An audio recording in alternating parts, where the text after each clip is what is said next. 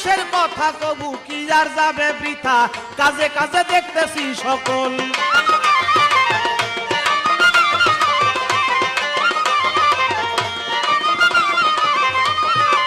ও ভাই রে ভাই,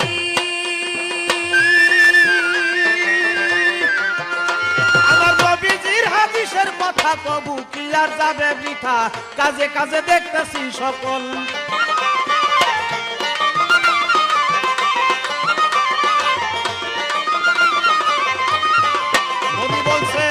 ঘাট হইবে ঘাট পুষ্কুদির উপরে মাঠ,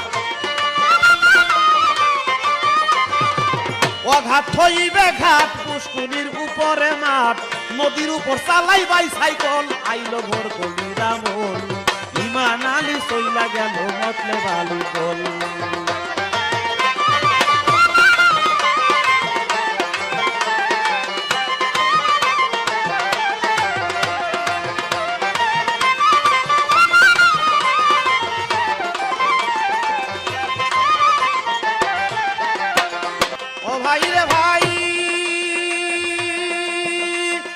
কলিকালের ফকির যত, তাদের কথা বলবো কত, 10,000-এ একটা নাই আসল।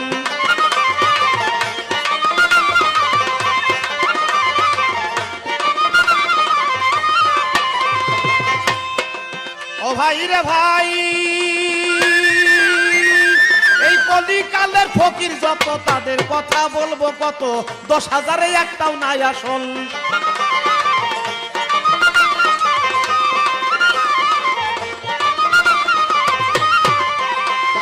ফালদা ফালদা জিকির করে বেড়া বাইঙ্গা বাইরে পড়ে, ফালদা ফালদা জিকির করে বেড়া ভাঙ্গা বাইরে পড়ে, খুদার আরশ করতে চাই দখল, আইলো ঘর কলিরা মোর, ইমান আলী চইলা গেল মতলে বালু কল।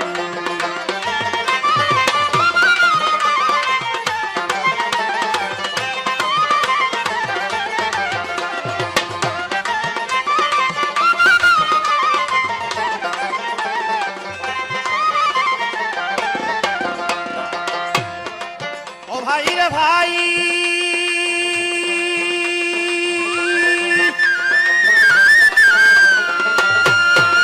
ফকিররা সাবান সুতার ধার ধারে না, কাপড় চুপুর কিছুই দয় না, লেসরাতা না কইরাছে সম্বল।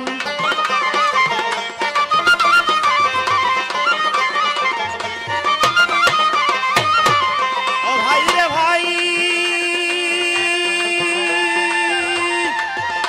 তারা সাবান সুতার ধার ধারে না, জামা কাপড় কিছুই ধয় না, লেসরাতে না কইরাছে সম্বল।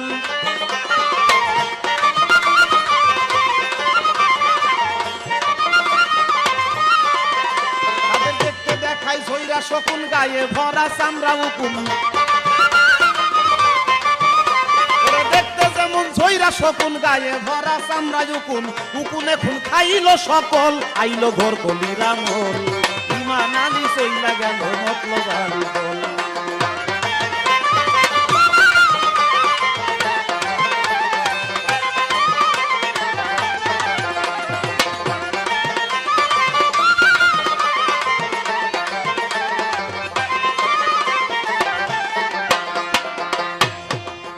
ও ভাই রে ভাই,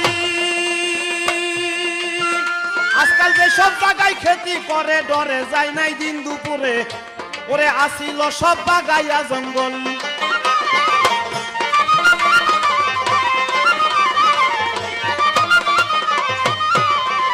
ভাই রে ভাই,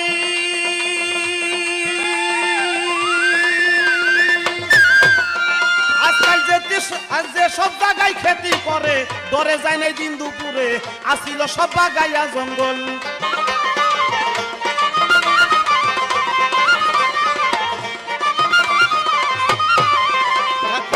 এত বেশি খেতি কইরা ভাতে যাচ্ছে ফকির মইরা, এত বেশি খেতি কইরা ওরে ভাত বিনে যায় ফকির মইরা, যেইখানে যাই চাউলের গন্ডগোল, আইলো ঘর কলিরা মোর, ইমান আলী চইলা গেছে বেঈমান আলী কল।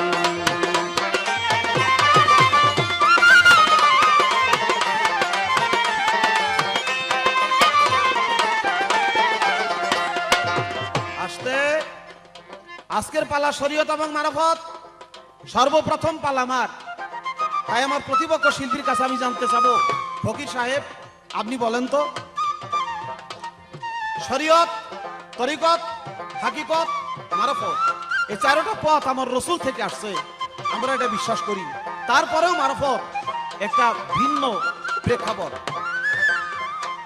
মারফতের যিনি সর্দার তার নাম হলো হযরত আলী, আমার রসুল করিম সাল্লাল্লাহু আলাইহি সাল্লামের জামাই। এই যে মারফত হযরত আলী থেকে আসলো, আমি জানবো যে হযরত আলীকে বলা হয় শরীয়তের বাঘ আর বলা হয় মারফতের চেরাগ। একই হযরত আলী, তিনি শরীয়তের বাঘ এবং মারফতের চেরাগ। আমি জানবো যে এই হযরত আলীকে মারফতের চেরাগ বলা হয় কোন দিন থেকে। মারফতের ভাগ এটা আমার ভাগে, আমি বলবো সেই দৃষ্টিতে। একদিন এক ব্যক্তি নতুন একটা বউ নিয়ে রাস্তা দিয়ে হাইটা যায়, আর এ সময় শয়তান দেখা, ওই বউ দেখা তার একটা মনে খায়েশ জাগে, এত সুন্দর বউ রাস্তা দিয়ে যায়, আমি কিছু করি না, এটা তো হইতে পারে না। শয়তান হঠাৎ করে করছে কি, শয়তান যখন যে রূপ ইচ্ছা ধরতে পারে তাই হঠাৎ করে ওই মেয়ের স্বামীর রূপ শয়তান ধরে পাইছে। ধরে এখন মেয়ের স্বামী এক হাত ধরে হাতে, আর শয়তান যে বাম পাশটা যে তার বাম হাত ধইরা সে হাঁটা ধরছে। এখন স্ত্রী যে সে কয় কি রে, আমি নতুন বউ, আমার স্বামী ধরবে এক হাত, আমার দুই হাত ধরলো কি? বাম দিকে চায় দেখে স্বামী, ডাইন দিকে চায় দেখে তাও স্বামী, ডাইনে বামে দুই জায়গায় স্বামী, স্বামীর অভাব নাই। আমার স্বামী তো একজন, দুইজন কেন? অমনি এক চিৎকার মারছে, চিৎকার মারার সাথে সাথে আসল স্বামী সে দেখে আমার মতো আর একজন আমার স্ত্রীর হাত ধরে হাইটা যায়। অমনি এক থাপ্পড়লে উঠছে, একটা থাপ্পড় দিব, আমার নতুন বউ, সেই বউর হাত ধরে তুই রওনা দিছাস, তোর এত বড় সাহস? আর শয়তান তোর একটা থাপ্পড় মারম, বেটা আমি মাত্র 3 দিন ধরে বিয়ে করছি, আর আমার বলে তুই হেঁটে যাস, এত বড় সাহস তোর? দুইজনে বিশাল ঝগড়া। সেই ঝগড়া মারামারি শয়তানের সাথে কোনো মতো মারামারি কইরা ওই ব্যক্তি আর পারে না। যখন পারে না তখন ওই রাস্তা দিয়ে আসে হযরত আলী। হযরত আলীর দেখা হযরত আলীর কাছে দিছি বিচার, হযরত আলী আপনি রসুলের জামাতা, আপনার কাছে একটা বিচার। নতুন বউ নিয়ে আমি রাস্তা দিয়ে হাঁটি, আর এ সময় আমার বউরে এই ব্যক্তি এসে দাবি করে এই বউ নাকি তার। এখন আমার বিচার করে দেন, আমার বউটা আমার দিয়ে দেন। হযরত আলী চেহারা দেখে দুজনের চেহারা তো একই চেহারা যদি হয় তাহলে আসল স্বামী কোনটা, নকল স্বামী কোনটা, এটা চিনব কি করে? তবে বুঝতে পারলো এটা শয়তানের কাম ছাড়া আর কারো কাম না। হযরত আলী কয় আমার বিচার তোমরা মানবা? দুইজন কথা মানুন। হযরত আলীর হাতে ছিল বদনা, ওই পায়খানা করে যে পানি খরচ করে বদনি, এই বদনি কয় যে এই বদনির ভিতরে যে ব্যক্তি ঢুকতে পারবা আর নাল দিয়া যে ব্যক্তি বাহির হয়ে যাইতে পারবা, ওই ব্যক্তি সত্যিকারের স্বামী, আসল স্বামী। আমি বউটা তার দিয়ে দিই। আসল স্বামী যে কথা শুনে দিছে কাইন্দে, কি সম্ভব? বদনির ভিতরে ঢুকুম, নাল দিয়ে বাইরে, মানুষের পক্ষে এটা সম্ভব নাকি? আমার পক্ষে সম্ভব না, বউ তো আমি আর পাবো না। আর শয়তান কয় হযরত আলী কয়বার যা মোর কবর বরম খালি কয়ে দেন, তাও বউ আমার লাগবে, আমি বউ ছাড়তেছি না। হযরত আলী কয় মাত্র একবার গেলেই চলবে। এখন শয়তান তো ঢুকছে বদনার ভিতরে, নাল দিয়া যখন বাইরে চায় হযরত আলী হাতের বৃদ্ধা আঙ্গুল দিয়া টিপ দিয়া ধরছে আর মুখটা ছাপায় ধরছে। এখন নিঃশ্বাস বন্ধ হয়ে গেছে, বাতাস বন্ধ হয়ে গেছে। এখন শয়তানও নিঃশ্বাস ছাড়তে পারে না। এখন শয়তান আর ওই বদ্দির ভিতর থেকে বাইরে পারে না, সে আর বাঁচে না। যখন শয়তান বাঁচে না তখন পৃথিবী অচল হয়ে গেছে, স্থবির হয়ে গেছে। আমার আল্লাহ তাআলা ডাক দিয়ে হযরত আলীকে বলা, হযরত আলী তাড়াতাড়ি শয়তানকে ছেড়ে দাও, শয়তানের সাথে আমার ওয়াদা আছে, পৃথিবী যতদিন আছে শয়তানের আয়ু ততদিন আছে। শয়তান যদি আজকে মারা যায় তাহলে সারাটা পৃথিবী আমার ধ্বংস করে দিবে, তুমি ছেড়ে দাও। শয়তানকে ছেড়ে দিছে। শয়তান এই যে উঠটা বিটটা আইজ দূর কাইলো দূর, এই যে গেছে। আর জীবনে হযরত আলী যে রাস্তায় আছে ওই রাস্তা দিয়ে আর শয়তান কোনদিন যাওয়ার সাহস পায় না। হযরত আলীকে মানুষ তো ভয় পাইতোই, শয়তানেও বাঘের মতো ভয় পাইতো। মানুষ যেমন বাঘ দিকে ভয় পায়, শয়তানও তেমনি হযরত আলীর দিকে ভয় পাইতো। এই জন্য বলা হয় হযরত আলীকে শরীয়তের বাঘ। আর আমি প্রশ্ন করব, আপনি বলেন এই মারফতের চেরাগ হযরত আলীকে বলে কেন? এর কারণ কি? কোন দিন হতো? ও ভাই রে ভাই,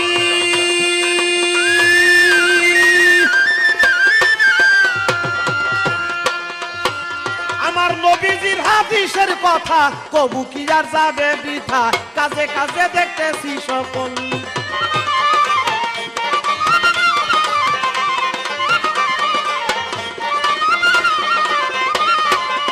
নবী বলছে অঘাত হইবে ঘাট পুষ্কুনির উপরে মাছ,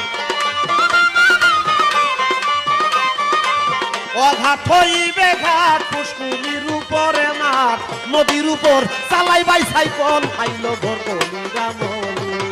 ইমান আলী চইলা গেছে মতলব আলী দল, উপরে তার মধুমাখা ভিতরে গরল আইল ঘর কলিরামল। ইমান আলী চইলা গেছে মতলব আলী দল, উপরে তার মধুমাখা ভিতরে গরল আইল ঘর কলিরামল। ইমান আলী চইলা গেছে বেঈমান আলীর দল।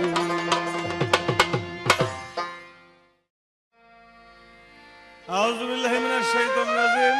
বিসমিল্লাহির রহমানির রহিম। আরম্ভ করিতেছি পরম করুণাময় আল্লাহ পাক রব্বুল আলামিন, যিনি সৃষ্টির স্রষ্টা, তিনারে পেয়ারা হাবিব হযরতে আহমদ মুহাম্মদ মুস্তাফা সাল্লাল্লাহু আলাইহি ওয়াসাল্লামের উপর ভিত্তি করে 1,24,000 পয়গম্বর, মতান্তরে 2,24,000 পয়গম্বর, 313 জন নবী, পীর বুজুর্গ, ওলি মাশায়েখ যারা পৃথিবীতে ছিলেন আছেন, সবার পদতলে ভক্তি চুম্বন রেখে বিশেষ করে দয়াল বাবা দারোগ আলী শাহ ও কল্লা শহীদের পাক কদম মোবারকে সালাম রেখে আজকে শরীয়ত ও মারিফত পালা বাংলাদেশের উদীয়মান শিল্পী জনাব আবুল সরকার সাহেব, তিনার সাথে আমার আজকে গানের পাল্লা শরীয়ত মারফত আমাকে দিয়েছেন মারিফত, তিনি গাইবেন শরীয়ত। শরীয়ত নিয়ে তিনি একটি গান করলেন, উপরে তার মধুমাখা ভিতরে গরল আইল ঘোর কলির আমল। আজকালের ফকির যত আমার মুখে বলবো কত 10,000 একটা নাই আসল। আমার কথা রইল ভাই, কোন শরীয়তের মধ্যে আছে যে একজন মানুষের গীবত গাওয়া? এটা প্রথম পয়েন্ট রইল। আমার গানগুলি আপনারা বিচার করবেন, আমার গানগুলি কোথায়। দমের উপর বাহারি ঘর, দম ফুরাইলে সবই পর, কেউ আসিয়া নিবে না খবর। দমের উপর বাহারি ঘর, দম ফুরাইলে সবই পর, কেউ আসিয়া নিবে না খবর। দমের উপর বাহারি ঘর।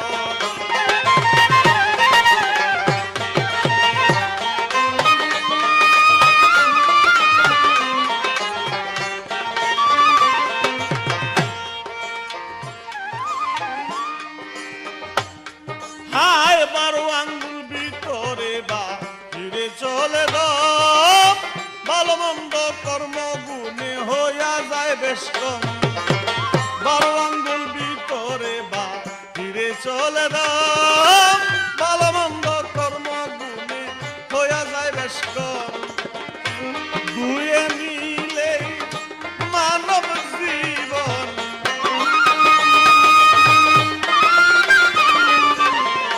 দুয়ে মিলে মানব জীবন কি সুন্দর দে।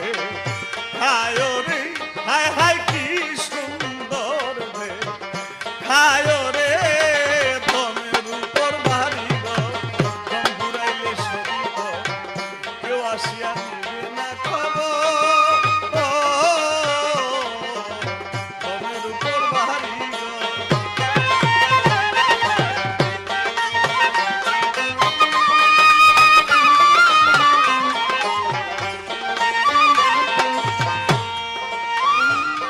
আরে দম নামে কচিন পাখি সদাই আসে যায়, একদিনও না জিজ্ঞাসা করলাম বাসর স্থান কোথায়।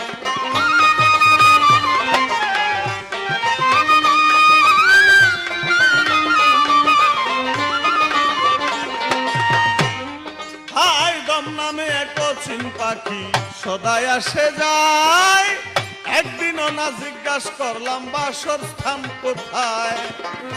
ওই পাখি দল লজেই জনা,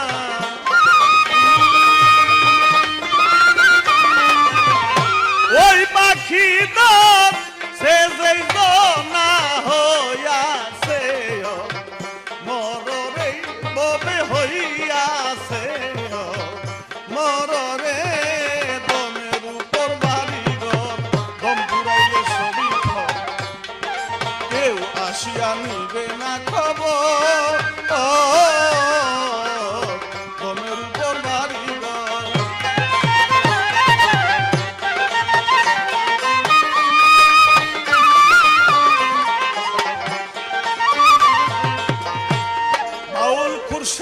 26 পারা কোরআনের আয়াত, পীরের হাতে হাত দিয়া যে হইয়াছে বায়াত।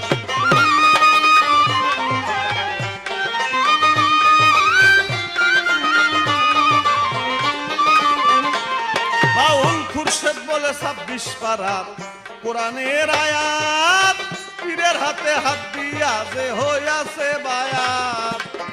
পাখির সাথে হইছে সাক্ষাৎ, পাখির সাথে তার হইছে সাক্ষাৎ, নাই মরণে ডরে, হায় হায় নাই মরণে ডরে। দমের উপর বাড়ি ঘর, দম ফুরাইলে সবই ঘর, কেউ আসিয়া নিবে না খবর। দমের উপর বাড়ি ঘর।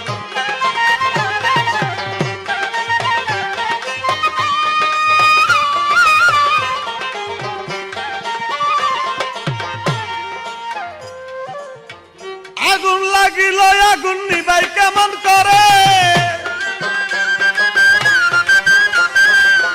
আগুন লাগিল আগুন নিবাই কেমন করে। ও মোর আল্লাহ গো, প্রেম জ্বালা কি জ্বালায়ন করে। ও মোর আল্লাহ গো,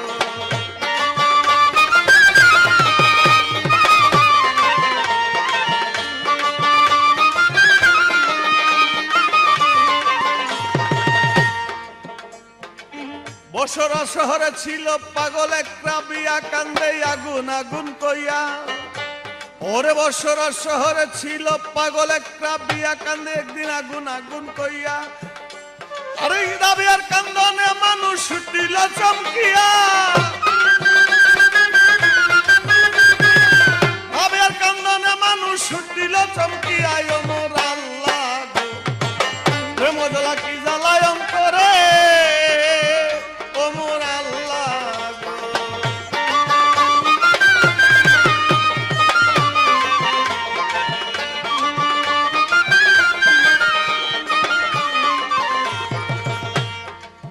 আমার কাছে যেইভাবে তে করলো জিজ্ঞাসন, বলি নাই কোথায় গো বন্ধুগণ।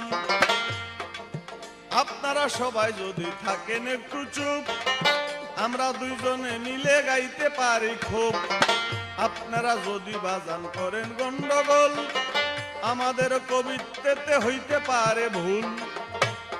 আবুল সরকার আমার কাছে করলেন জিজ্ঞাসন, হযরত আলী শরীয়তের বাগ আর মারিফতের চেরাগ হইল করিয়া কেমন। কোন সাধনা চেরাগ হইল বলো না আমারে, কোন সাধনা চেরাগ হইল বলো না আমারে। ও মোর আল্লাহ রে, প্রেম জ্বালা কি জ্বালায়ন করে। ও মোর আল্লাহ রে,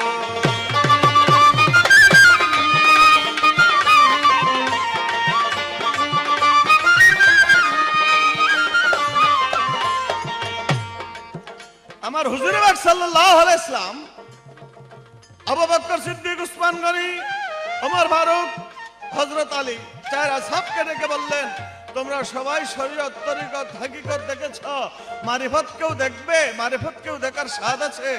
সব সাহাবারা বললেন, হুজুর হ্যাঁ মারিফত দেখার স্বাদ আছে। যদি মারিফত দেখার স্বাদ থাকে, ওই যে গাছটি, ওই গাছের নিচে একটি কুঁড়ে ঘর, ওই কুঁড়ে ঘরের ভিতরে গেলেই মারিফত দেখতে পাইবা।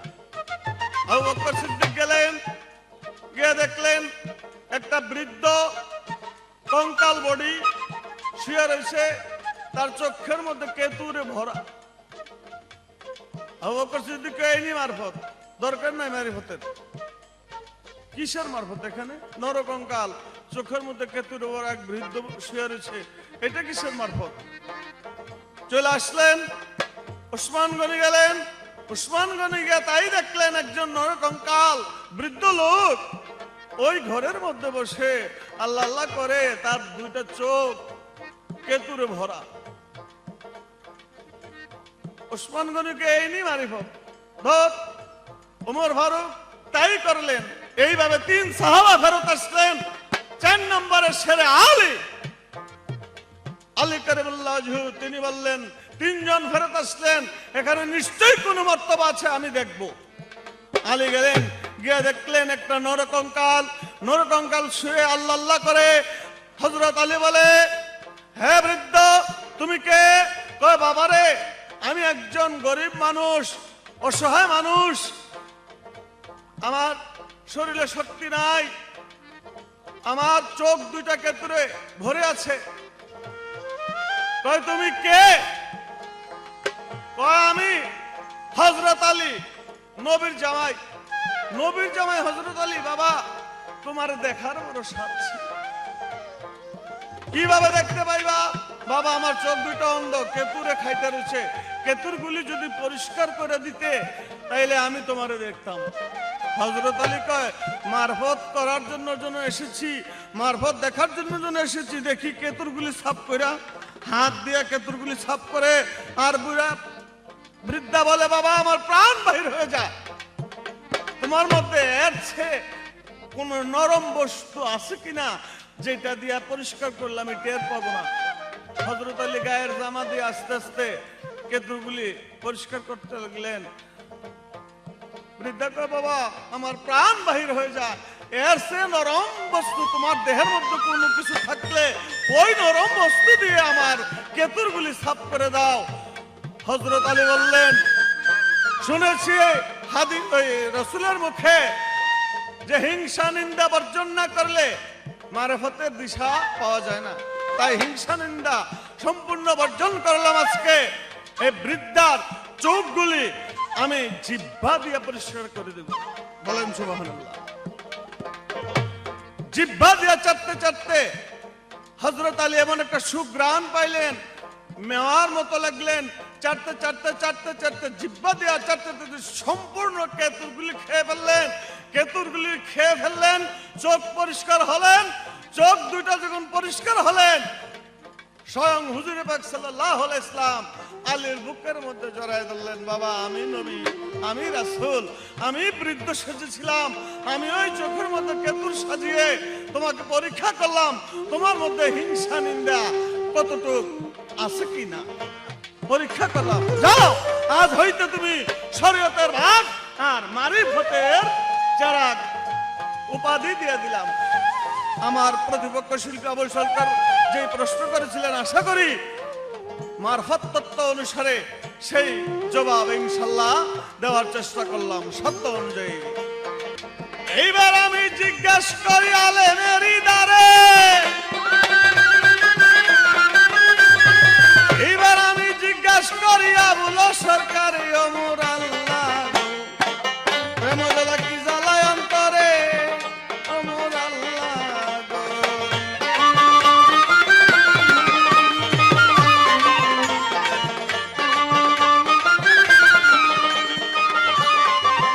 আমার প্রশ্ন থাকবে, সরকার সাহেব আপনি জবাব করবেন। এই যে পাঞ্জাগানার 5 ওয়াক্ত নামাজ আপনারা পড়ে থাকেন, 5 নবীর 5 ওয়াক্ত নামাজ, 5 নবী 5 বিপদে পড়ে এই 5 ওয়াক্ত পাঞ্জাগানার নামাজ পড়ে। কিন্তু আমরা যেই নবীর উম্মত, হযরত আহমদ মুহাম্মদ মুস্তাফা সাল্লাল্লাহু আলাইহি সাল্লাম খাতামুন নবী রাহমাতুল লিল আলামিন, শেষ নবী হযরতে আহমদ মুহাম্মদ মুস্তাফা সাল্লাল্লাহু আলাইহি সাল্লামের উম্মত বলে দাবি করি আমরা, তাইলে আপনার নবীর নামাজ কোন নামাজ? সেই নামাজটা কি? এটাই আমার প্রশ্ন হল। এই তো আমার কথা রইল আসরের ভিতরে, এই তো আমার কথা রইল আসরের ভিতরে,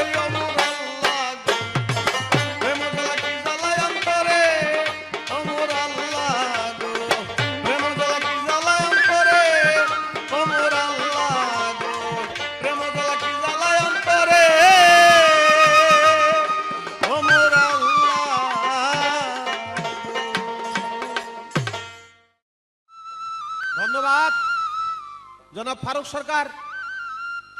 আমি যা প্রশ্ন করেছিলাম তার সুন্দর করে জবাব দিয়ে চমৎকার করে গান রেখে আমার কাছে নতুন করে প্রশ্ন রেখে গেছে। আমি তার জবাব দিব, জবাবের আগে দুটি কথা। আমি বলছিলাম বাংলাদেশের সুনামধন্য শিল্পী জনাব ফারুক সরকার, তার সাথে আমার পালা গান। আর ফারুক সরকার সাহেব দাঁড়ায় বলল উদীয়মান শিল্পী আবুল সরকার। ফারুক সরকার সাহেব, উদীয়মান শব্দের অর্থ কি? আমি কি তোমার চেয়ে বয়সে ছোট না বড়? তোমার চেয়ে গান আমি 2-1 দিন পরে গাই না আগে গাই, তুমি আমার উদীয়মান বললা। নিজে বুঝা তারপরে বলতে হইব, না বুঝা কোনো কথা বললে সেটা মনে হয় সুন্দর হবে না। কোন কথার কি অর্থ হবে সেই অর্থটা আগে অনুধাবন করে তারপরে বলতে হবে। কিন্তু কি করবে, এরা ভোগীর মানুষ তো। কারণ হইল কি বাবা, ওই যে এক বট গাছ তলায় বসা দুই ফকির সিমটালে ঝগড়া লাগছে যে তুই ফকির বড় না আমি ফকির বড়। একজনে কয় 3 দিন ধরে ফকিরে তুই আমারও কষ্ট, তুই ছোট ফকির। আর একজনে কয় এই ফকিরি শিখাই দেবো। দুইজনে খুব ঝগড়া লাগছে, সিমটা দিয়ে বাইরে বেরিয়ে এ সময় রাস্তা দিয়া আমার মতো এক আলেম যায়। আলেম রে দেখাই কয় এই তো পাইছি, ওই ঝগড়া লাগবে না, আলেম বিচার করবো। আলেম সাহেবরে রাগ দিছে, আলেম সাহেব দাঁড়ান। আলেম সাহেব দাঁড়াইছে, কয় আলেম সাহেব একটা বিচার করে দিতে হইব, আমাকে দুইজনের মধ্যে কে বড় ফকির এটা বিচার করে দিতে হইব। বিচার ঠিক মতো করবেন নইলে অসুবিধা হইব। এখন এই আর এক ফকির সিমটা হাতে লিয়ে যায়, কুদের কয় এই বিচার ঠিক মতো করবেন নইলে অসুবিধা হইব কিন্তু।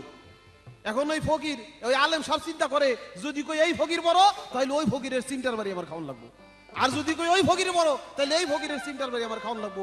আমার মায়ের কোনো মতে মাপ নাই। এখন কি করব, চিন্তায় পড়ে গেছে। পৌষ মাসের দিন সকালবেলা ওই আলেম সাহেব বুদ্ধি করে কয় যে পাশে যে পুষ্করিণীর মধ্যে ডুব দিবা, ডুব দিয়া যে বেশিক্ষণ পানির নিচে থাকতে পারবো ও হইল সবচেয়ে বড় ফকির। হ্যাঁ তাই করুন। কথা শুনে তো দুইজন একবারে লেংটি কাপড় চোপড় যা আছে সব খুলে বলাইছে, যাই ঝাঁপ দিয়া পানির মধ্যে পড়ে গেছে। দুইজনের সমানে ডুব দিছে। আলেম সাহেব দাঁড়াই রয়েছে। দম তো স্বাভাবিক ভাবে একজনের খাটো হয় আর একজনের বড় হয়। যার দম একটু খাটো হয়ে আস্তে আস্তে উঠছে, উইটা দেখে যে আগের জন তো উঠে নাই, ও হট করে ডুব দিছে। ও যখন ডুব দিয়া নতুন করে দম পাইছে, আগে যে ডুব দিছিল ও আবার উঠছে, দম ফুরিয়ে গেছে, উঠছে, উইটা দিয়ে উঠে নাই, ও আবার ডুব দিছে। এইভাবে ঘন্টা 3 মতো ডুবাইছে। ওই আলেম সাহেব দেখা কয় আমি তো 2 পাগলের পাল্লায় পড়ছি, এখানে যা থাকা জীবন আমার মতো আমি যাই গা। ওরা ডুব পারতেছে। আলেম সাহেব গেছে গা, ওয়াশ টোয়াশ কইরা 3 দিন পরে ওই রাস্তা দিয়ে আসে, দেখা যায় 2 ভাগ কেলে খালি ওরকম করে ডুবাইতেছে এক পিস করে। কাজে এগো কথা আর বললে কোনো রাত দিন নেই। এরা কি যে কয় এরা নিজের আওতা বুঝা কয় না। আমার কাছে যে প্রশ্ন আমি তার জবাব দেই। একটি গান করব, গানের আগে আমার 2টি কথা আমার জবাব দিতে হবে। সে জবাব হলো যে রাসূল করিম সাল্লাল্লাহু আলাইহি সাল্লামের উম্মত আমরা অন্য কোন নবীর উম্মত না। 5 নবী 5 বিপদে পড়ে তারপরে 5 ওয়াক্ত নামাজ আনছে, আমার নবীর নামাজ কোনটা? হ্যাঁ, আমার একটি গান হবে, এই গানের মধ্যেই তার জবাব আশা করি আপনারা পাবেন। নামাজের গোপন কথা মূল 12টা, কে জানে নামাজি বিনে। নামাজের গোপন কথা মূল 12টা, কে জানে নামাজি বিনে।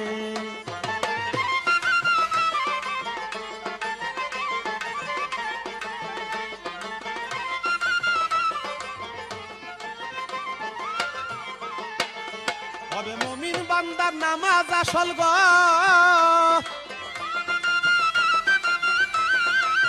এইভাবে মুমিন বান্দার নামাজ আসল গো, ও তার সাক্ষী পবিত্র কুরআনে, কে জানে নামাজি বিনে। নামাজের গোপন কথা মূল 12টা, কে জানে নামাজি বিনে।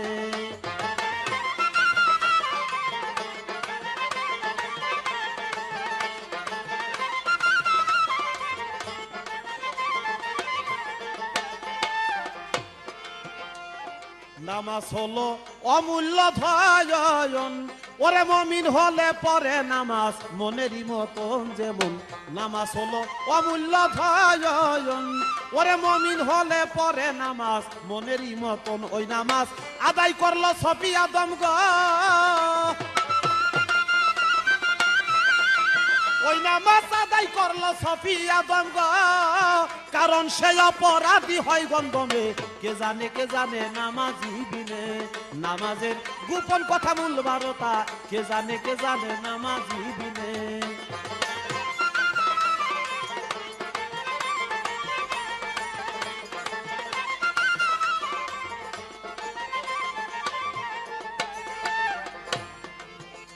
যেমন ঈসা মুসা ইউনুস পয়গাম্বর শুকরিয়া আদায় করলো নামাজের ভিতর, যেমন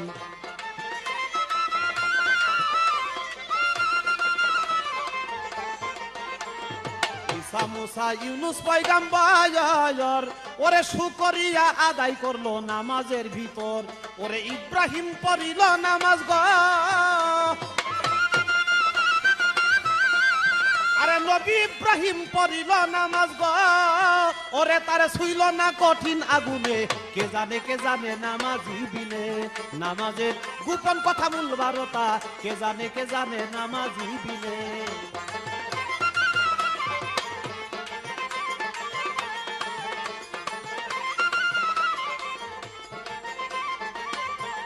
আস্তে আমরা যে ফজর ওয়াক্তের 2 রাকাত নামাজ পড়ি, সেই নামাজ হযরত আদম আলাইহিস সালাম, বাবা আদম আলাইহিস সালাম মানব জাতির আদি পিতা, তিনি আদায় করেছিল। গন্ধম খেয়ে যখন বেহেশত থেকে অপরাধী হয়ে গেল, দুনিয়াতে পড়ে গেল একজন জেদ্দার, একজন স্মরণদ্বীপ। আদম হাওয়া দুইজন পরে 350 বছর কান্নাকাটি করে আল্লাহ পাক তাদের গুনাহ ক্ষমা করে ওই আরাফাতের ময়দানে দুইজনের মিলন হওয়ার পরে 2 রাকাত নামাজ পড়লো বাবা আদম। এই হলো আমরা ফজর ওয়াক্তে পড়ি যে নামাজ। 2 রাকাত পড়ে কেন? নিজের জন্য পরে 1 রাকাত, আমার আল্লাহ তাআলার জন্য পরে 1 রাকাত। এই হলো 2 রাকাত।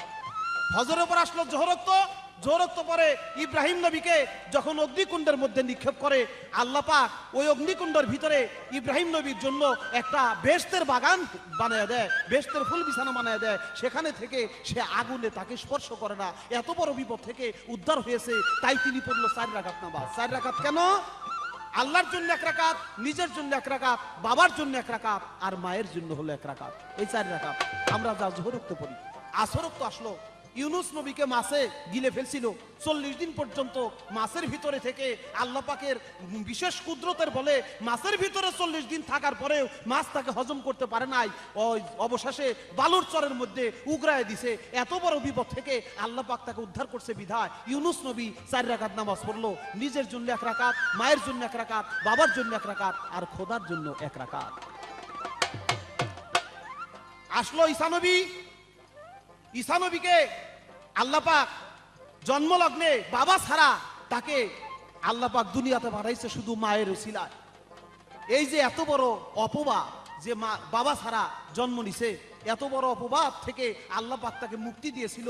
জন্ম নিয়াই ঈসা নবী কথা বলতে পেরেছিল, মানুষদেরকে বলে দিছিল তোমরা আমার মাকে যত বড় অপবাদ দাও, আমার মা কিন্তু সত্যিকারের দোষী না, আমার মা হলো নির্দোষ। আমি আল্লাহ পাকের কুদরতে জন্মগ্রহণ করেছি। এই কথা বলার ক্ষমতা দেওয়াতে সে পড়লো 3 রাকাত নামাজ। নিজের জন্য 1 রাকাত, মায়ের জন্য 1 রাকাত, খোদার জন্য 1 রাকাত। বাবা ছিল না, তাই সে পড়লো 3 রাকাত। আমরা মাগরিবে পড়ি 3 রাকাত। মুসা নবী, আল্লাহর এত বড় নবী, কিপ্তি জাতির এক ব্যক্তিকে একটা থাপ্পড় মারাতে সেই ব্যক্তি ইন্তেকাল করলো। আর সেই ইন্তেকাল করলো যখন মুসা নবী হয়ে গেল দোষী, আল্লাহ পাক সেই দোষ থেকে তাকে মুক্তি করে দিল। সেই মুক্তি হইয়া ওই মুসা নবী পড়েছিল 4 রাকাত নামাজ। নিজের জন্য 1 রাকাত, মায়ের জন্য 1 রাকাত, বাবার জন্য 1 রাকাত, খোদার জন্য 1 রাকাত। এই হলো 4 রাকাত আমরা যা এশায় পড়ি। এই 5 জায়গানা 5 ওয়াক্ত 17 রাকাত নামাজ আমাদের জন্য ফরজ। আমরা আসলে ওই না ও নবীদের নামাজ পড়ি না। আমাদের যে নবী রাসূল করিম সাল্লাল্লাহু আলাইহি সাল্লাম যাকে সৃষ্টি না করলে আল্লাহ পাক আসমান জমিন গ্রহ নক্ষত্র পৃথিবী কোনো কিছুই সৃষ্টি করতো না, সেই নবীকে যখন 50 বছর 3 মাহিনা কার্তিকে 27 রজবের চাঁদে আমার নবীকে মেরাজ দিল আমার আল্লাহ পাক, সেই মেরাজে নিয়ে আমার নবীকে সিল মোহর মেরে সিল ছাপ্পড় দিয়ে এই 5 জায়গানা 5 ওয়াক্ত নামাজ ফরজ করে দিল। আমরা এই নবীর নামাজই পড়ি। এই সবগুলি আমার নবীর নামাজ। তারপরেও একটা কথা থেকে যায়, তারপরেও আমার নবীর নামাজ কোনটি? আপনারা এশার ওয়াক্তে যখন এশার নামাজ পড়েন তখন 3 রাকাত নামাজ পড়েন। ওই নামাজের নাম হলো বেতের। বেতের নামাজ ছাড়া এশার নামাজ হয় না। যে ব্যক্তি বেতের পড়লো না সেই ব্যক্তি 5 জায়গানা 5 ওয়াক্ত নামাজই তার হালকা হয়ে গেল, গাঢ় হলো না, মজবুত হলো না। ওই বেতের নামাজ হলো আমার রাসূল করিম সাল্লাল্লাহু আলাইহি সাল্লামের সে মেরাজ থেকে আমরা বেতের পড়ি, এটা আমার রাসূলের নামাজ। বেতের পড়েছে 3 রাকাত। 3 রাকাত বেতের পড়ার অনেক রকমের কারণ আছে। তার একটি কারণ বলবো, পৃথিবী সৃষ্টি 3 শ্রেণীতে। পৃথিবী সৃষ্টি হলো 3 শ্রেণীতে, আয়জা, বয়জা, গেজা। এই হলো 3 শ্রেণী, 3 6 18,000 মাখলুকাত। আয়জা সে হলো মানব জাতি, গেজা সে হলো উদ্ভিদ, জমি থেকে যত গাছ যা কিছু উদ্ভিদ হয় এগুলা। আর হলো বয়জা, বয়জা মানে ডিম জাতীয়, হাঁসের ডিম, টিকটিকির ডিম, মুরগির ডিম। এইরকম ডিম জাতীয় যত এ হলো 6,000, 3, 6, 18,000 মাকলুকাত। এই সমস্ত মাকলুকাতের জন্য মিলাইয়া 3 রাকাত নামাজ আমার রাসূল করেছিল, আমরা যা আজও অবধি এশার নামাজের মধ্যে পড়ে থাকি। এই হলো আমার নবীর নামাজ। ওরে বাদশাহী গেল হয় কুষ্ঠ রোগী, তারে 18 সাল কি রাই খাইলো তবু নামাজি যেমন। বাদশাহী গেল হয় কুষ্ঠ রোগী, তারে 18 সাল কি রাই খাইলো তবু নামাজি। আবার নামাজ পড়েই সব পাই ফিরে গো, ওরে আবার নামাজ পড়েই সব পাই ফিরে গো, কেবল তা বুঝলো না বেদিন বেঈমানে, কে জানে নামাজি বিনে।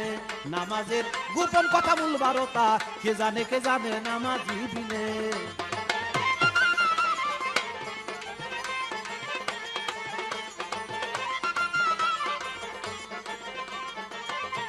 আসতে আমাকে বলে যে শরীয়তে গীবত করা আর একজনের গীবত করা এটা কোন শরীয়ত, এটা কোন শরীয়ত আছে কিনা?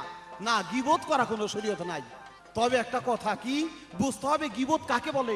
একজনে চুরি করে নাই, আমি তারপরেও তাকে চোর বলি, এটার নাম হলো গীবত করা। একজনে খারাপ কথা বলে নাই, তারপরেও তার নামে বানায় খারাপ কথা রটাই, এটার নাম হলো গীবত করা। কিন্তু মূলে যে ব্যক্তি খারাপ, মূলে যে ব্যক্তি চোর, চোররে যদি চোর বলি তাহলে এটা কোনো গীবত করা হয় না। তাই আমি গীবতের কাজ করি নাই, আমি গীবতের কোনো কথা বলি নাই, যা আসল আমি ঠিক তাই বলছি। ওরে পবিত্র কুরআনের বাণী, ওরে মুমিন বান্দার হবে মেরাজ নামাজে জানি যেমন।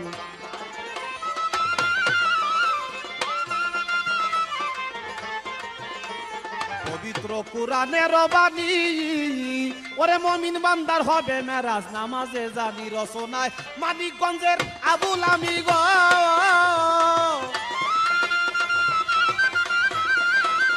রচনায় মানিকগঞ্জের আবুল আমি গো, আমি কলকাতায় বেহেলার গানে, কে জানে নামাজি বিনে।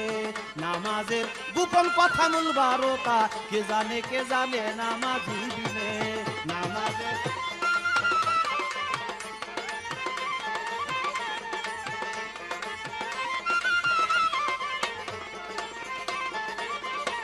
আসতে আমার প্রতিপক্ষ শিল্পী আর একটা কথা বলছে, বলা হয় তানে ফকিরদের কাছে যাইতে পারে না, আলেমদেরকেই শয়তানে ঘুরায়।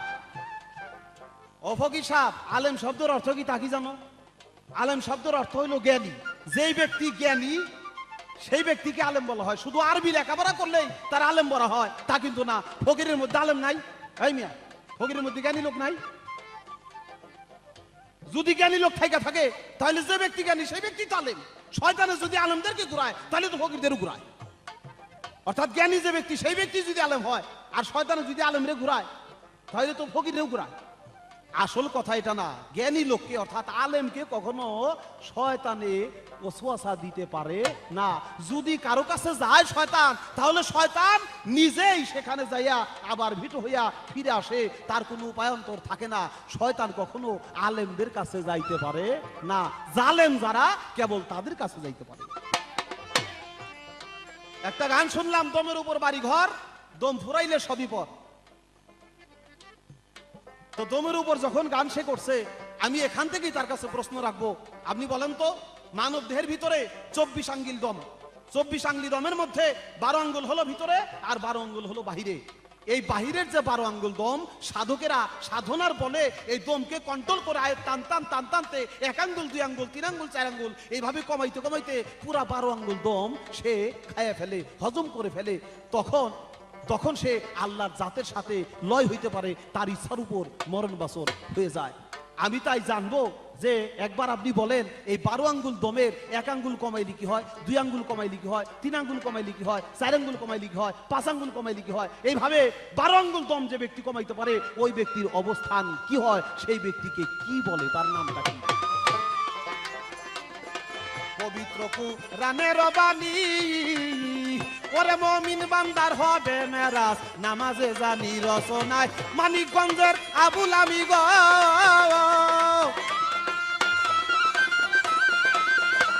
ওরে মানিকগঞ্জের আবুল আমি গো, আমি কলকাতায় বেহেলার গানে, কে জানে নামাজি বিনে। নামাজের গোপন কথা মূল বারোটা কে জানে নামাজি দিনে নামাজের গোপন কথা মূল বারোটা কে জানে নামাজি দিনে নামাজের গোপন কথা মূল বারোটা কে জানে নামাজি দিনে। সুন্দর। আমার প্রতিপক্ষ শিল্পী আবুল সরকার সাহেবের সাথে আমার আজকে গানের পালা। তিনি আমাকে বলেছিল বাংলাদেশের সুনামধন্য শিল্পী ফারুক সরকার সাহেব। আমি বলেছিলাম বাংলাদেশের উদীয়মান শিল্পী আবুল সরকার সাহেব। ওইটা একটু রাগ দেখাইলেন। হে ফারুক সরকার, বলো আমি কি নতুন, আমি কি তোমার চেয়ে বড় না ছোট? না, গানের দিক দিয়ে আমরা দুইজন সমবয়সী, কিন্তু ভাই বয়সের দিক দিয়ে যদিও সমবয়সী হই, গানের দিক দিয়ে যদি সমবয়সী হই, ক্যাসেটের দিক দিয়ে আপনি একটু উদীয়মান, আমি একটু পুরান। এই ক্ষেত্রে বলেছিলাম, তাই রাগ হবেন না। রাগ একজন আলেমের শরীরে থাকতে পারে না। যদি দেখিতে চাও মাবুদ মাওলা, যদি পাইতে চাও মাবুদ মাওলা, খাও যায়া সেই এশকের পিয়ালা।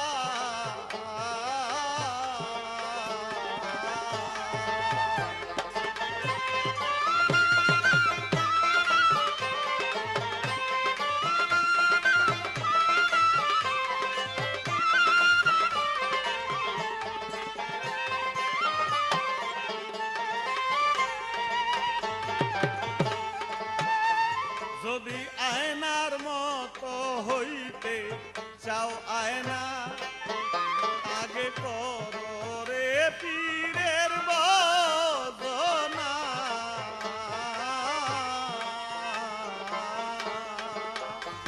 যদি আয়নার মতো হইতে চাও আয়না, ওরে গিয়া করো কামেল পীরের বদনা।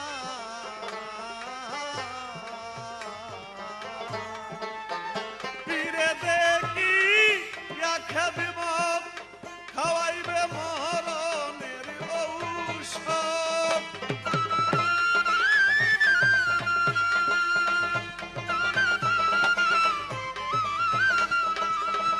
ফিরে দেখি খেদমত খাওয়াইবে মরণের ঔষধ। ঔষধ খাইছে রে মনসুর পাগলা, ঔষধ খাইছে রে মনসুর পাগলায়, খাও যায়া সেই এশকের পিয়ালা।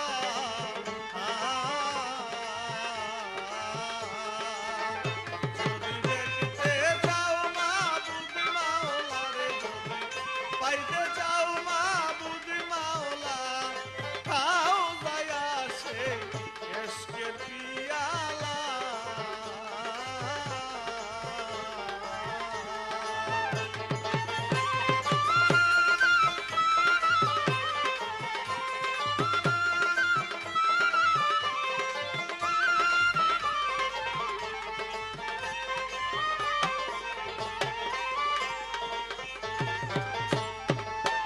ঔষধ খাইল রে যখন মনসুরের খুইলা গেল তার দিব্যি নয়ন।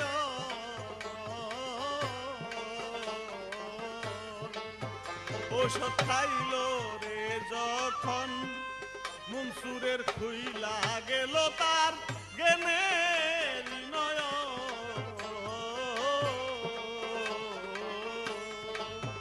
তখন হাল ছাইরা বেহাল, যেমন নদী খাওয়া মাতাল।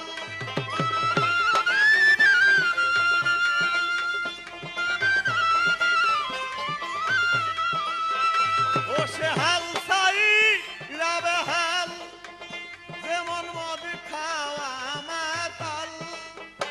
ওরে নিজকে নিজে কয় আল্লাহ,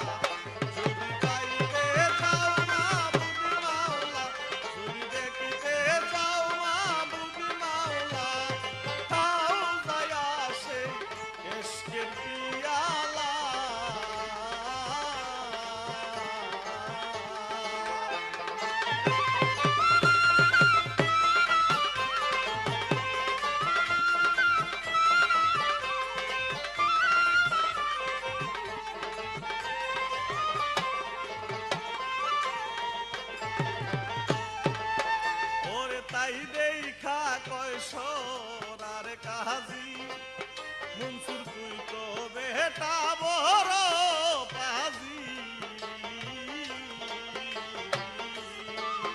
ওরে তাই দেখা কয় সরার কাজী বেটা তুই তো হইলি বড় পাজি।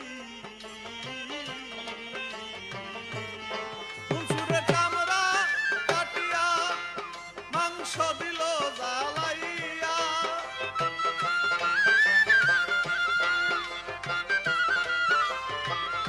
মনসুরের চামড়া কাটিয়া মাংস দিল জ্বালাইয়া ও তার পোড়া মাংসেও কয় আল্লাহ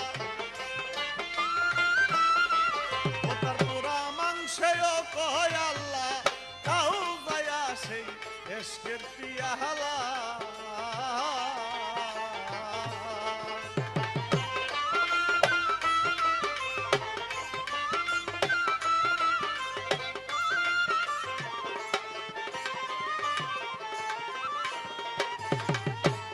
আস্তে একটি গান করেছিলাম, দমের উপর বাড়ি গো দম ফুরাইলে সবই পর, কেউ আসিয়া নিবে না খবর। 12 আঙ্গুল ভিতরে বাহিরে চলে দম, ভালো মন্দ কর্মগুণ হইয়া যায় বেশ কম। দুইও মিলে মানব জনম কি সুন্দর দেখায়। আমার প্রতিপক্ষ শিল্পী আবু সরকার আমাকে প্রশ্ন করলেন, এই 12 আঙ্গুলি দম, 1 আঙ্গুলি কমাইলে কি হয়, 2 আঙ্গুলি কমাইলে কি হয়? 12 আঙ্গুলি ভিতরে 12 আঙ্গুলি বাহিরে, এই 24 আঙ্গুল দম। তার মধ্যে 1 আঙ্গুল কমাইলেও যারা, এক বিনা দ্বিতীয় নাস্তি তারা, 2 আঙ্গুল কমাইলেও যারা, রসুলের রূপে বীরকে ধরছে তারা, 3 আঙ্গুল কমাইলেও যারা, ত্রিবেণীর ঘাটে নিত্য স্নান করেছে তারা, ত্রিবেণীর ঘাটে যাবা নিত্য স্নান করিতে পারে, কোটি কোটি পাবে তারা কি করিতে পারে। 4 আঙ্গুল কমাইলেও যারা, 4 তরিক এক করলো তারা, শরীয়ত তরিকত হাকিকত মারফত হিন্দু মতে স্থূল প্রবত সাধক সিদ্ধা। 5 আঙ্গুল কমাইলো যারা, এই দেহের 75 খবর রাখলো যারা, জমাদি সানি হারওয়ানি রুহানি ইনসানি জীবাত্মা পরমাত্মা আত্মা আত্মারামেশ্বর ভূতাত্মা। 6 আঙ্গুল কমাইলো যারা, এই দেহের 6 রূপুর খবর রাখলো তারা, কাম ক্রোধ লোভ মোহ মদ মাৎসর্য। 7 আঙ্গুল কমাইলো যারা, সপ্ত সাগর পাড়ি দিল তারা। 8 আঙ্গুল কমাইলো যারা, দেহের অষ্টমাস কাটলো তারা। 9 আঙ্গুল কমাইলো যারা, দেহের 9 দরজায় তালা মারলো তারা। 10 আঙ্গুল কমাইলো যারা, 10 ইন্দ্রিয় ভেদ্য করলো তারা। 11 আঙ্গুল কমাইলো যারা, আউলিয়া টাইটেল পাইলো তারা। 12 আঙ্গুলি কমাইলো যারা, মনসুর আল্লাহ জানামত আল্লাহ তার হাতে পড়ছে ধরা। ওর যে মইজা আছে পীরের কাজে, বাবা থাকে না সে লোক সমাজে।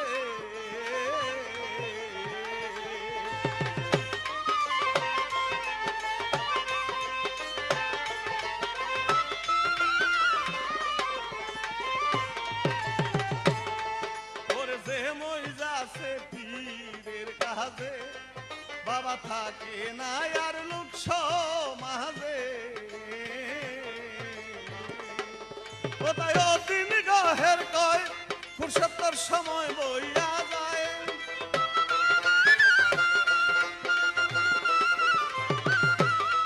কোথায় দিন গহের কয় ফুরসতের সময় বইয়া যায়। আগে খেলো রে এসকের খেলা, আগে খেলো রে এসকের খেলা, খাও যায় সেই এসকের পিয়ালা। আমার প্রতিপক্ষ আবুল ভাইয়ের কাছে ছোট্ট করে আমার প্রশ্ন থাকবে, শরীয়তে মিথ্যা কথা নিষেধ, মিথ্যা কথা হারাম, মিথ্যা কথা মহাপাপ। আপনি বলবেন আপনার এই শরীয়তের কোন এক নবী মিথ্যা কথা বলল, আপনারাই বলেন মিথ্যা কথা হারাম, মিথ্যা কথা আবার আপনারাই মিথ্যা বলেন, এটা কোন মিথ্যা? এই যদি পাইতে চাও মাবুদ মাওলা, যদি দেখতে চাও মাবুদ মাওলা, কাউ যায় আসে এসকের পিয়ালা।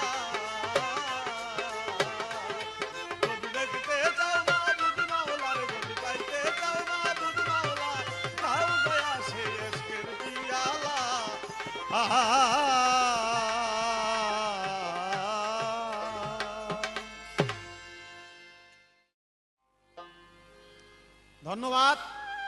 জনাব ফারুক সরকার। সে আমাকে বলে যে বয়সে যদিও আপনি ছোট হবেন না, সমান সমান হবেন, বড় কইতে লজ্জা পায়, এই জন্য এখন বড় কইব না, কয় সমান সমান হমু, গানও সমান সমান হমু, কিন্তু ক্যাসেটের জগতে আপনি উদীয়মান নতুন। তা কথা কি বাবা, ওই সাভার নবীনগরের শামসুল আলীগারে আর নেতা যে কয়, ওই শামসুল কেমন করে আলীগার, তোর আলীগারা তো হয় না, তো ভাগ ভাগ হয় কে, কয়ে আমার আলীগার হয় না, 4-5 জন ফুলাবল বুঝি আমার গোয়াদা বেরিস, আমার আলীগার হয় না, হ্যাঁ আমার আলীগারা শিখায় যে কয় 4-5 জন ফুলা বনেছে বিয়ে করলে তো আমরাও, কয় না তুই দেখ দেখা দিয়ে বিয়ে করবি, মানুষে বিয়ে করে তাই করবি, তোর ফুলা বনবো না। তা 4-5 জন ফুলাবা আমার বুঝি বাসাদা বেরিয়েছে নাকি, হ্যাঁ সারা 1.5 জোড়া 500 জন ছাত্র বানাইতেছি, ছাত্রী বানাইতেছি, এরপরে আমি বলে উদীয়মান। যতগুলি ক্যাসেট করছি মিয়া তোমার মাথায় বাঁধতে দিলে বোঝা বাঁধতে নিতে পারবা নাকি, তা তো পারবে না, অথচ তুমি আমার উদীয়মান কইতেছো। আরে কইয়া ভুল করছো, এখন এটা স্বীকার করো, স্বীকার করলে একবার ইজ্জত সম্মান খুব একটা যাইবো না। যাক, আমার কাছে এবার প্রশ্ন যে কোন নবী মিথ্যা কথা বলছে? শরীয়তে মিথ্যা কথা বলা নিষেধ, তারপরে নবী মিথ্যা কথা বলছে। আপনারা জানেন শরীয়তে মিথ্যা কথা বলা নিষেধ, এই কথা সত্য, কিন্তু অনেক জায়গায় মিথ্যা কথা বলা জায়েজ আছে।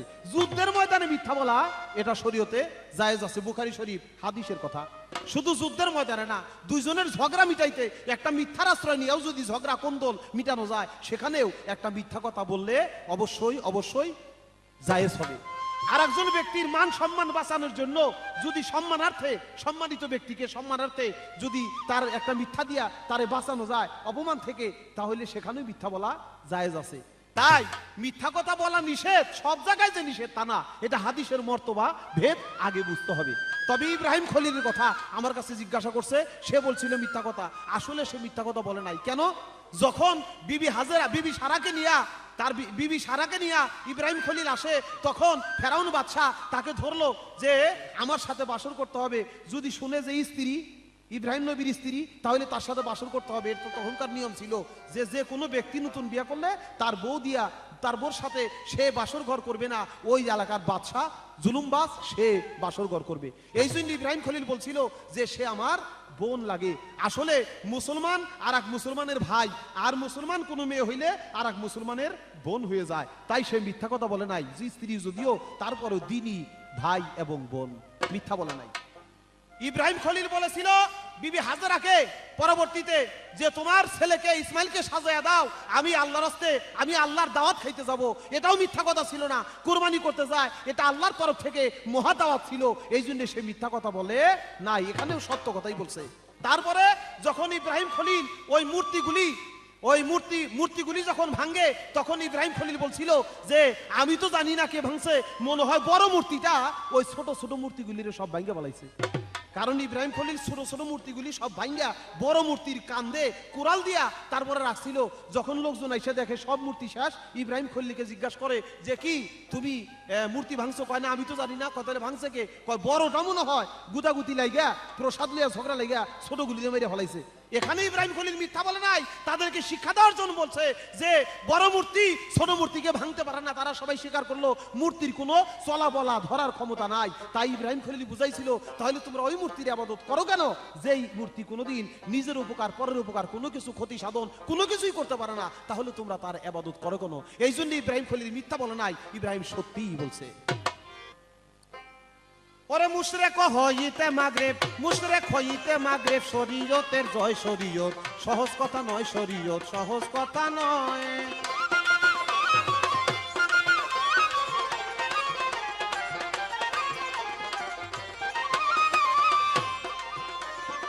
বড় বড় আউলিয়া যারা ওরে এলেমের সাগর তারা শরীয়তে পুরা বাবা, বড় বড় আউলিয়া যারা ওরে এলেমের সাগর তারা শরীয়তে পুরা, শরীয়ত ছাড়া দেয় না ধরা, শরীয়ত ছাড়া দেয় না ধরা, নিজেই দয়েময় শরীয়ত, সহজ কথা নয় শরীয়ত, সহজ কথা নয়।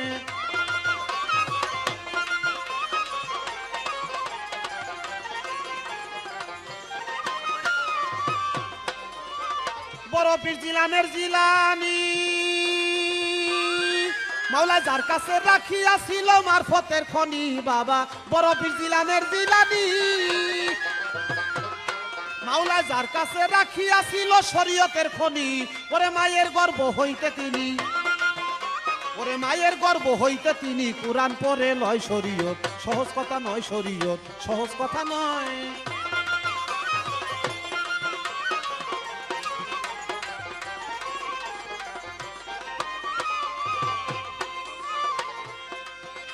ওরে কুতুবউদ্দিন গিয়াসে খাজা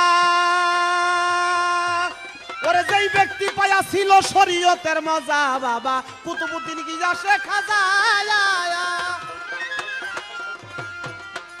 ওরে যেই ব্যক্তি পায়া ছিল শরীয়তের মজা তার 2 রাকাত নফল নামাজে তার 2 রাকাত নফল নামাজে কুরআন খতম হয় শরীয়ত সহজ কথা নয় শরীয়ত সহজ কথা নয়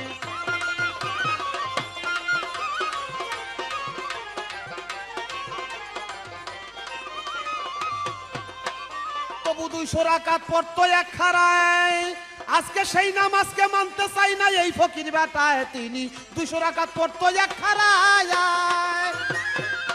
আজকে সেই নামাজকে মানতে চাই না এই ফকির বেটায় ফকিরের চুল কাটটা পানিতে নিয়া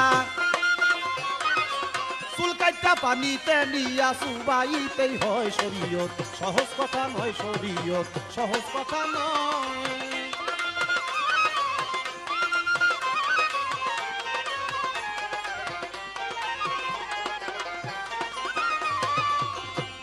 আমরা প্রস্রাব করে কুলুপ লই রে ভাই 40 কদম হাইটা যাইয়া পানিতে ধুলাই মোরা প্রস্রাব করে কুলুপ লই রে ভাই আবার 40 কদম হাইটা যাইয়া পানিতে ধুলাই বলি কয় গুন্ডাই সুলাই ফকিরে কয় গুন্ডাই সুলাই ফকিরে মুত্তা পানি লয় শরীয়ত সহজ কথা নয় শরীয়ত সহজ কথা নয়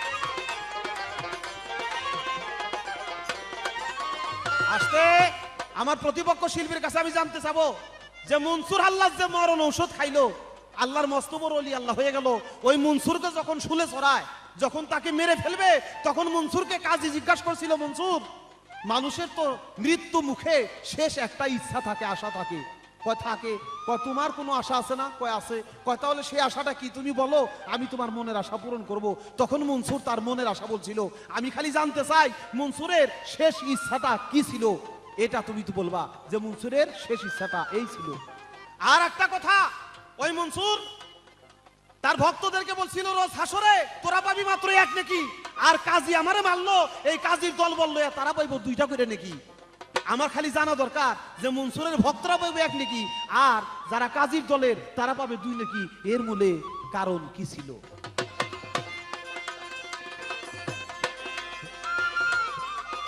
মুশরিক হইতে মাগরিব মুশরিক হইতে মাগরিব শরীয়তের জয় শরীয়ত সহজ কথা নয় শরীয়ত সহজ কথা নয় শরীয়ত সহজ কথা নয় শরীয়ত সহজ কথা নয় শিল্পী জনাব বাবুল সরকার সাহেব এইবার উঠে তিনি একটু বড়াই করলেন আমি বলেছিলাম ক্যাসেটের জগতে আপনি একটু উদীয়মান আমি যেইটুকু ক্যাসেট করেছি সেইটুকু ক্যাসেট তুমি মাথায় বোঝা দিও নিবার পারবো না তাও কথা সত্য আমার 5-6টা ছাত্র আছে ছাত্র তো আমারও 15-20টা আছে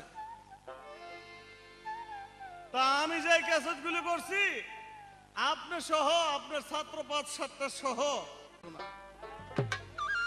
2 টেটনা এক টেটনার আরেক টেটনার নাম জিজ্ঞাসা করে এই বেটা তোর নাম কি হ্যাঁ কয় নাম তোর দুম কয় লাভ নাই বিসরে বুসরে নাম কইছি কি কয় আমার নাম খোদা বক্স আরে বাবা খোদা বক্স মানে পরের টেটনায় কয় এখন আমার যদি নাম জিজ্ঞে আমি কি কমু কয় মিয়া তোমার নাম কি হ্যাঁ কয় হ্যাঁ নাম কইছে খোদা বক্স খোদার উপর তার কেউ নাই কয় ভাই আমার কোনো নাম দাম নাই, আমার একটা পোলা ছিল, এই পোলাটার নাম রাখছিলাম আউস করে খোদা। পোলাটা মারা গেছে, এখন আমারে কয় খোদার বাপ, খোদার বাপ। আবুল সরকার আমি খোদার বাপ, আমি আপনার থেকে একদিক দা অনেক বড়, আমি কিন্তু একজন গায়কের সন্তান, জীবনকারী ছেলে, আপনি গায়কের সন্তান না, এই দিক দিয়ে আমি মুরার মুরা, আপনি হইলেন টপকা মুরা, এই টাকাটা বের পাবেন না। সোনা তরি রঙের বাদাম, সোনা তরি রঙের বাদাম, তুমি রঙে যাও উড়াইয়া রে, তুমি কোন দেশের নাইয়া রে, তুমি কোন দেশে যাও বাড়িয়া।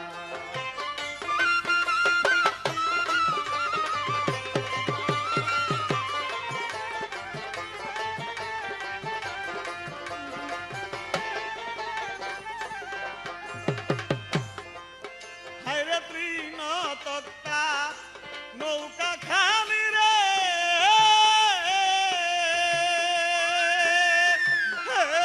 মুর্শিদ মাঝখানে তার সোয়া, মায়ের মাঝখানে তার সোয়া। হায়রে তৃণ তক্তা নৌকা খানি রে, দারো বালিশা বাবা মাঝখানে তার সোয়া, নৌকার মাঝখানে তার সোয়া। নৌকার আগা পচায় চন্দ্র সূর্য, আগা পচায় চন্দ্র সূর্য, রেখেছ সাজাইয়া রে, তুমি কোন দেশের নাইয়া রে, তুমি কোন দেশের নাইয়া। সোনা তরি রঙের বাদাম, সোনা তরি রঙের বাদাম, তুমি রঙে যাও উড়াইয়া রে, তুমি কোন দেশের নাইয়া রে, তুমি কোন দেশে যাও গাইয়া।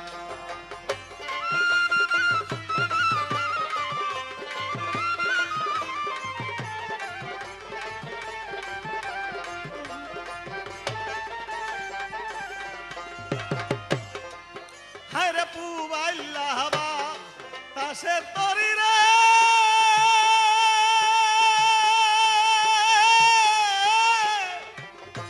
ও দয়াল আমার, ও নৌকা চলছে দায়া দায়া, হারে নৌকা চলছে দাইয়া দাইয়া। হায়রে পুবাইল্লা হাবা তাসের তরি রে, ও নৌকা চলছে দায়া দায়া, আর নৌকা চলছে দাইয়া দাইয়া। তুমি এই ঘাটে লাগাইয়া নৌকা,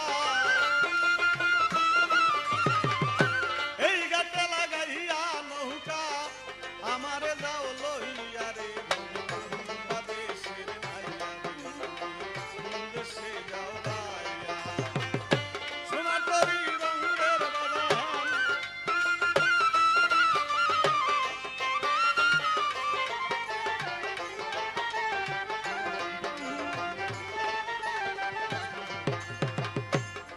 আস্তে আমার প্রতিপক্ষ শিল্পী আবুল সরকার সাহেব প্রশ্ন করলেন, মনসুরকে যখন শুলে চড়ানো হলো, শরীয়তের কাজী বলল তোমার শেষ ইচ্ছা কি?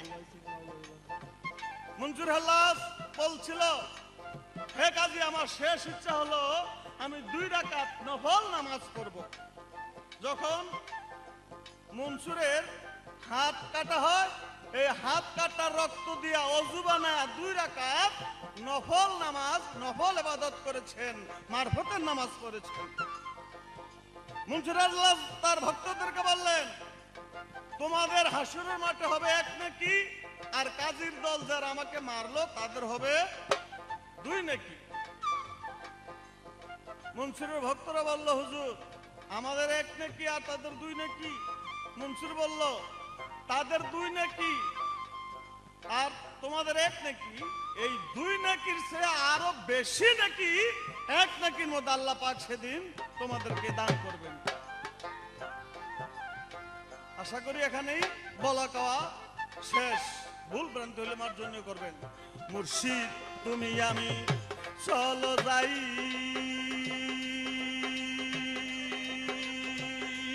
মুর্শিদ এই দেশে মোর বান্ধব নাই রে আরে ওরে দয়াল রে, তুমি আমি চলো যাই মুর্শিদ এই দেশে মোর বান্ধব নাই রে আরে ও দয়াল চাঁদ, আরে যেই দেশে নাই জন্ম মহরম,